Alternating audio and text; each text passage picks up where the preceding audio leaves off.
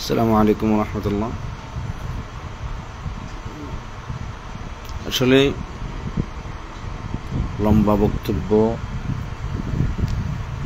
এবং লম্বা কোনো কথা বলার জন্য আসি নাই। আমার কথা হলো নিরাপদ সড়ক চাই। ঈদগাহ থেকে ঈদগড় যে রুটটা রয়েছে, আজকে স্বাধীনতার 51 বছর অতিবাহিত হওয়ার পরেও এই রুটটি এখনো নিরাপদ নয়। এখানে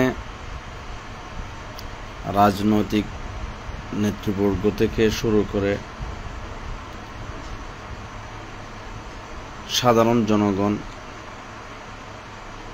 ধনী গরিব সকলেই এখানে অপহরণের শিকার হচ্ছে। তারই ধারাবাহিকতায় আজ সকাল 8টার সময় মাওলানা মিজান সাহেব, যিনি একজন মসজিদের ইমাম, তার থেকে এখন শোনা যাচ্ছে 6 লক্ষ টাকা মুক্তিপণ দাবি করা হচ্ছে। তাহলে যেখানে একজন আলেম এবং সাধারণ জনগণ নিরাপদ নয়, সেখানে আমার এই রাষ্ট্র কিভাবে নিরাপদ হবে? বিশেষভাবে এই ঈদগড় রুটটা আমরা ছোটবেলা থেকে শুনে আসতেছি ডাকাতের প্রভাব এবং সন্ত্রাসের প্রভাব এই ঈদগড় রুট সবসময় ছিল। ঈদগড় বাইশারের মানুষ আজকে স্বাধীনতার 51 বছর পরেও তারা স্বাধীনভাবে চলতে পারে না। সন্ধ্যা হয়ে গেলে তারা চিন্তা করে আমরা কিভাবে ঈদগড় যাব, শহরে কিভাবে যাব, বা ঈদগড় থেকে কিভাবে আমরা এই ঈদগাহ কক্সবাজার থেকে কিভাবে আমরা নিজের বাসায় যাব। ড্রাইভার যারা রয়েছে তারা ভয় পায়, আমার গাড়িটিকে আমি নিরাপদভাবে ঈদগড় পৌঁছাতে পারবো, বাইশারে পৌঁছাতে পারবো। এবং ব্যবসায়ী ভাইয়েরা তারাও চিন্তার মধ্যে থাকে যখন সন্ধ্যা হয়ে যায়। এখন তো সন্ধ্যা না, দিনের মধ্যেও এখন সন্ত্রাসী কার্যক্রম চালানো হচ্ছে। তো এই জন্য আমাদের দাবি হলো, এখন সামনে যে ঈদ আসতেছে আর 5-6 দিন, এই 5-6 দিনের মধ্যে এখানে সন্ত্রাসের প্রভাব বেড়ে যাবে এবং মুক্তিপণ দাবি করা হবে।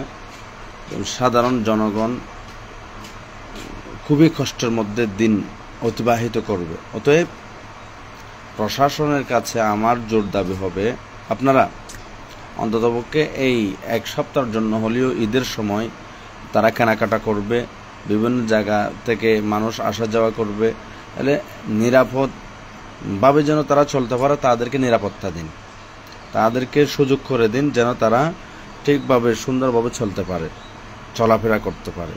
তাই মাওলানা মিজান সাহেবের মুক্তি চাই এবং কোনো প্রকারের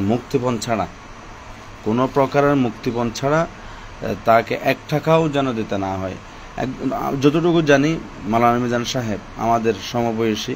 মাওলানা মিজান সাহেব, ওনার অত ধন সম্পত্তি নাই, উনি একটা মসজিদের ইমাম, উনি আর কই টাকা বা তিনি মাসে ইনকাম করবে। এজন্য সকলে দোয়ার মধ্যে রাখি, মাওলানা মিজান সাহেবের জন্য দোয়া করব এবং তাদের হেদায়েতের জন্য দোয়া করব। কারা করতেছে না, এগুলা মোটামুটি 1 সময় না হয় 1 সময় ইনশাল্লাহ ধরা খাবে। আর দুনিয়ার মধ্যে ধরা না খেলেও তা আখিরাতের মধ্যে অবশ্যই খাবে। এটা অনেকে এটাকে রাজনৈতিক হিসেবে নিয়ে যেতে পারে। এটা নির্দিষ্ট কোনো রাজনৈতিক দল নয়, তারা মানবতার ঊর্ধ্বে, তারা মানুষ নয়, তারা পশু জন্তু, তাদেরকে মানুষের কাতারে তারা পড়ে না। সন্ত্রাস এরা মানুষের কাতারে পড়ে না। সন্ত্রাস সেটা যে ধর্মেরই হোক, যে দলেরই হোক, সন্ত্রাস ওটা মানুষের কাতারে পড়ে না।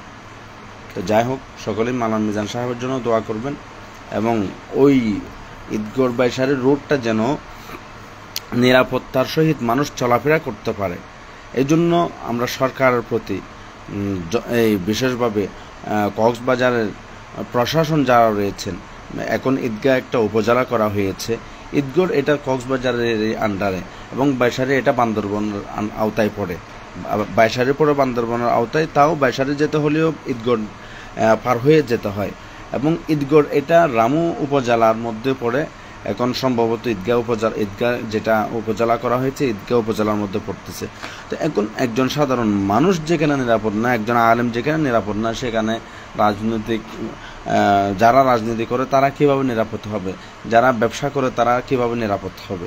এজন্য আমাদের দাবি হলো ওইখানে অন্ততপক্ষে ঈদ পর্যন্ত হলেও যেন কী করা হয়, র্যাব নিয়োজিত করা হয়, প্রয়োজনে সেনাবাহিনী নিয়োজিত করেন, প্রয়োজন ওইখানে প্রশাসনের বাড়িয়ে দেন, সেনাবাহিনী না করলে অন্ততপক্ষে র্যাব ওইখানে কী করেন, নিয়োজিত করেন, প্রশাসনের যে নিরাপত্তা ওইটা জোরদার করেন। আসসালামু আলাইকুম।